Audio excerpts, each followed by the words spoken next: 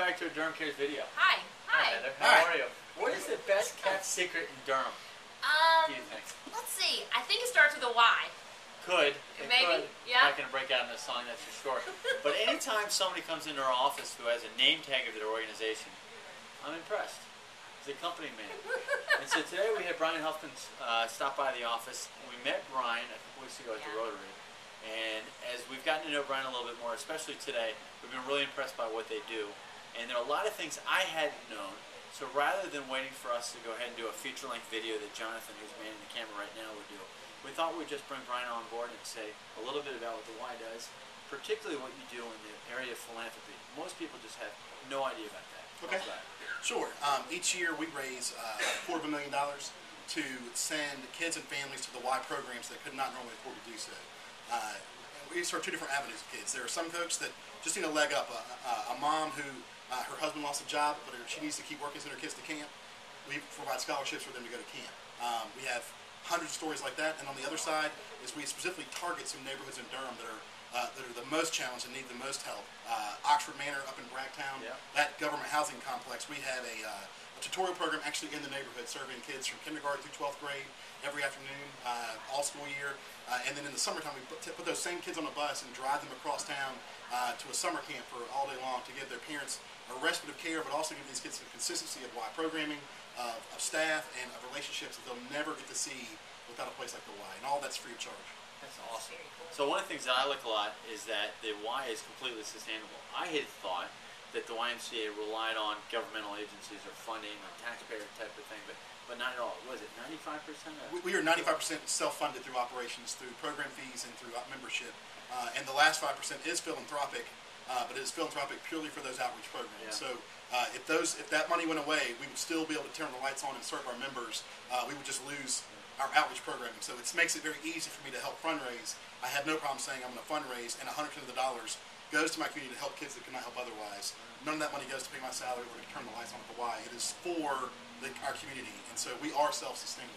And yet at the same time, you're able to provide regular memberships to folks regardless of need in many cases. That's correct. And that's part of the 95. That's not even the philanthropy. Correct. On top of that, we do fund memberships through scholarships.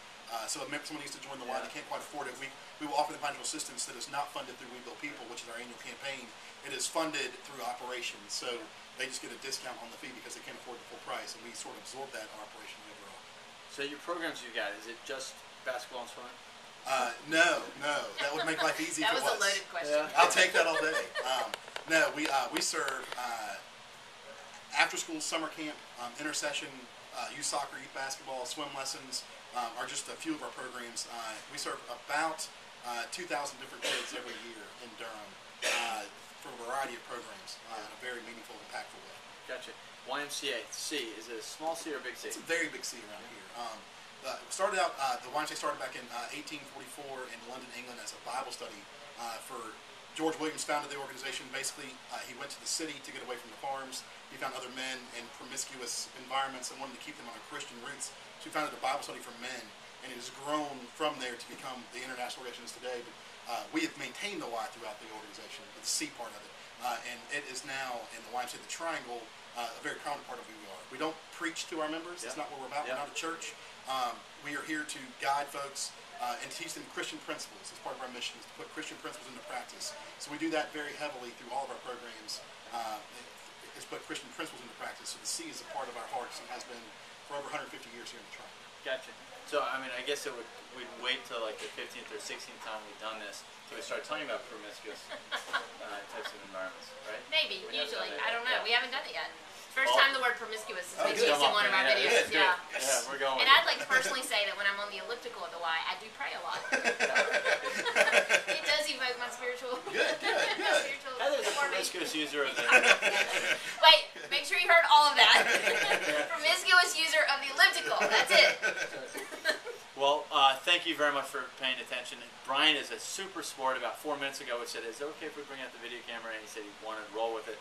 But his is a story that's too good to be true in terms of the larger scale impact and the programming and their outreach. And the reason we like the philanthropy part of it is that the Y seems to be particularly well suited to run these programs that impact kids because of the structure, the infrastructure, the facilities, and then along track record of doing it right.